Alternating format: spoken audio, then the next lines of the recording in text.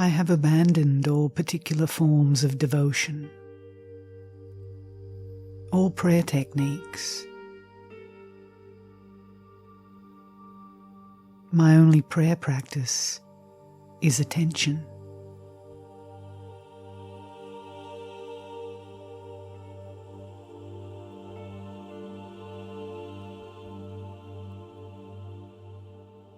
I carry on a habitual, silent, and secret conversation with God that fills me with overwhelming joy.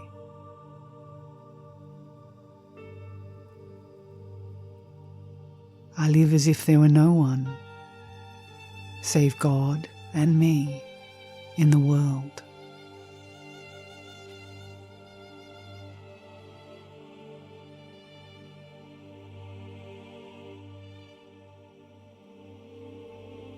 The most holy and necessary practice in our spiritual life is the presence of God.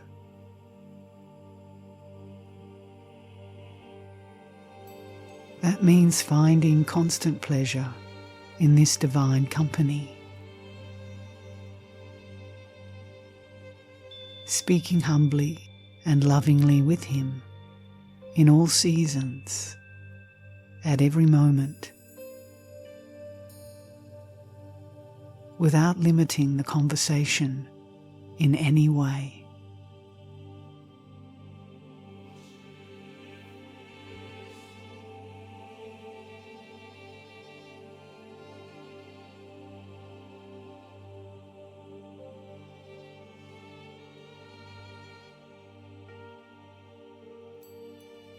There is no sweeter manner of living in the world than continuous communion with God.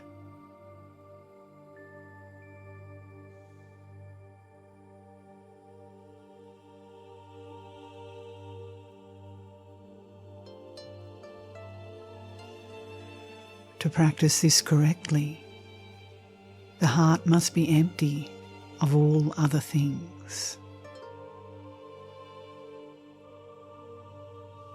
God will possess the heart alone.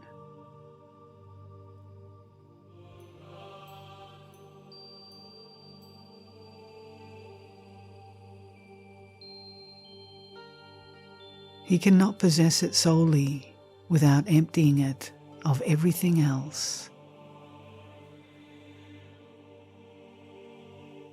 He cannot act in the heart and do what he wants within it unless it is empty.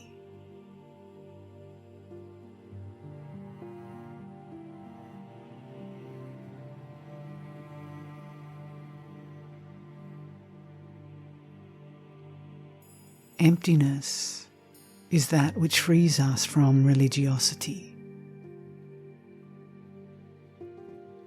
and leads us to true spirituality.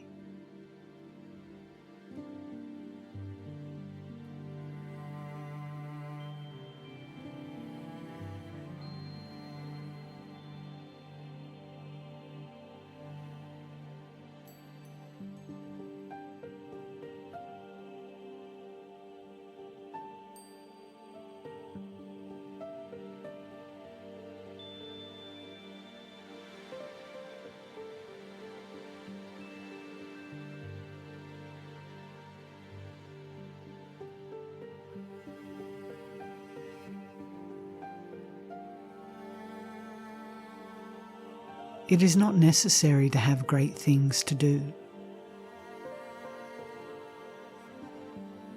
I turn my little omelette in the pan for the love of God.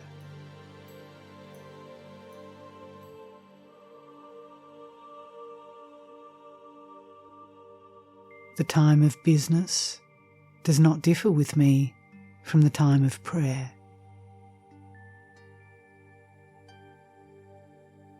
And in the noise and clatter of my kitchen, while several persons are at the same time calling for different things,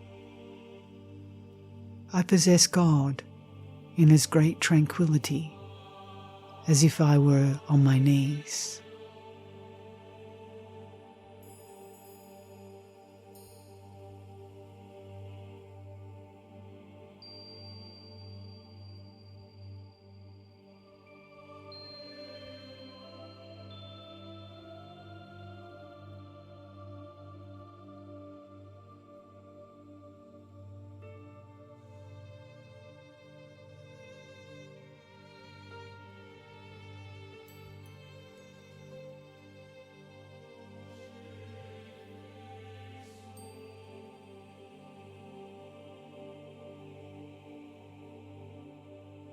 If the vessel of our soul is still tossed with winds and storms, let us awake the Lord, who reposes in it, and he will quickly calm the sea.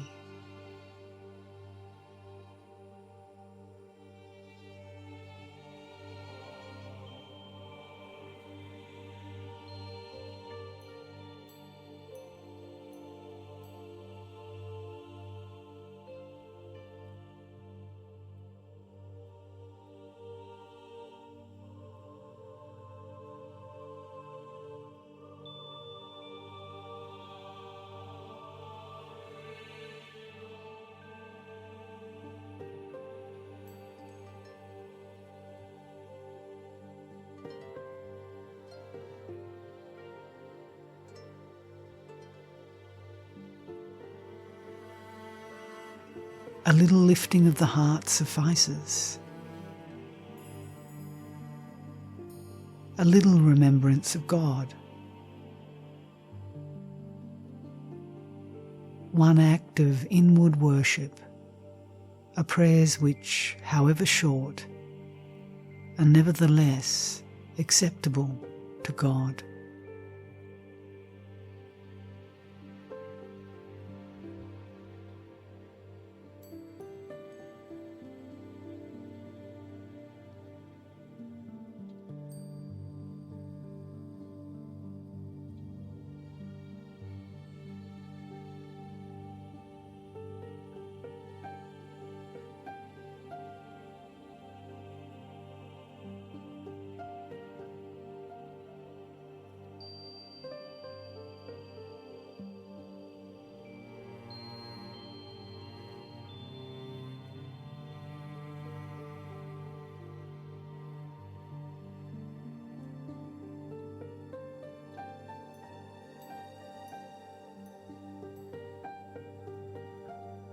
One way to recollect the mind easily in the time of prayer and preserve it more in tranquility is not to let it wander too far at other times. You should keep it strictly in the presence of God.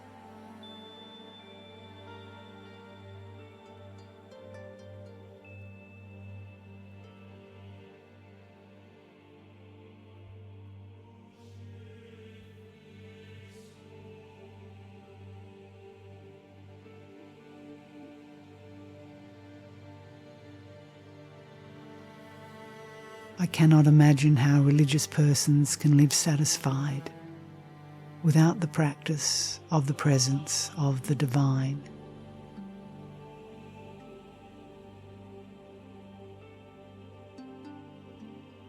For my part, I keep myself retired with him in the depth of the centre of my soul as much as I can.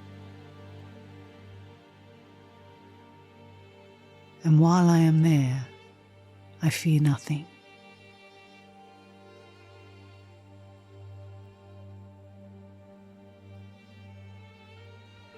But the least turning from him is insupportable.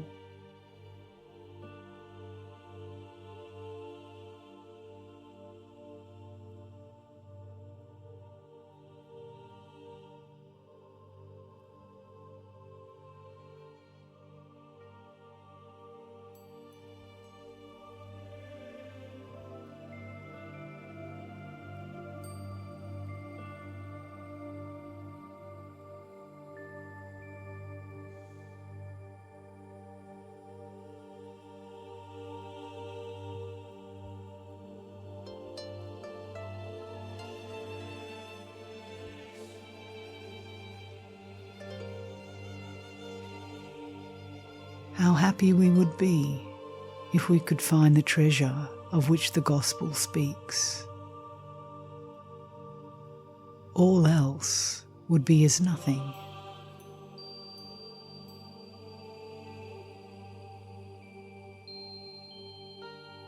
As it is boundless, the more you search for it, the greater the riches you will find.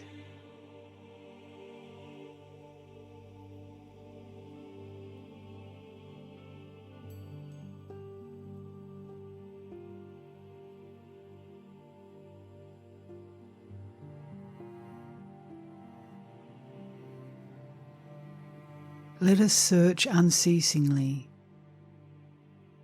and let us not stop until we have found it.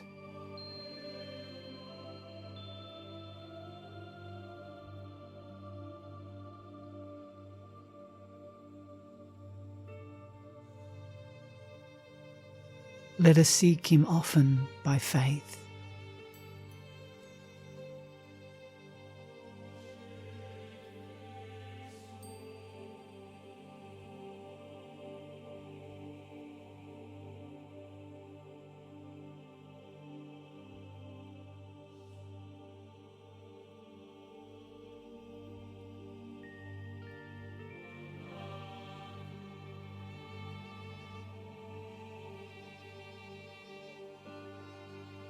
God is within us.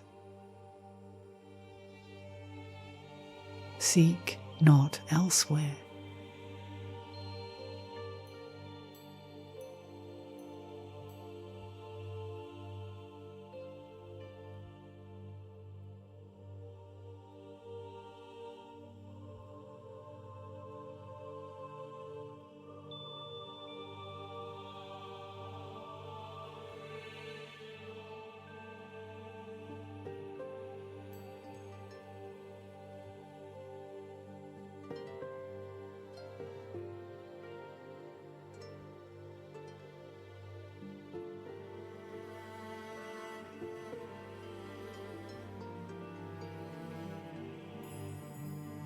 The world appears very little to a soul that contemplates the greatness of God.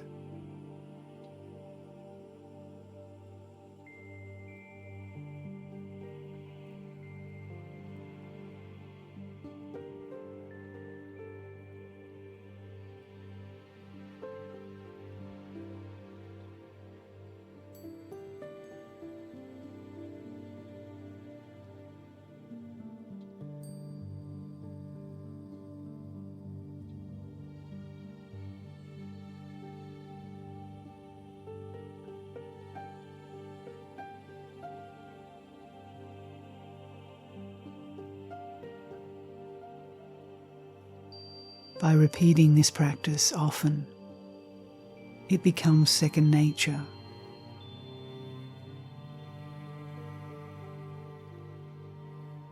And the presence of God becomes our normal state of mind.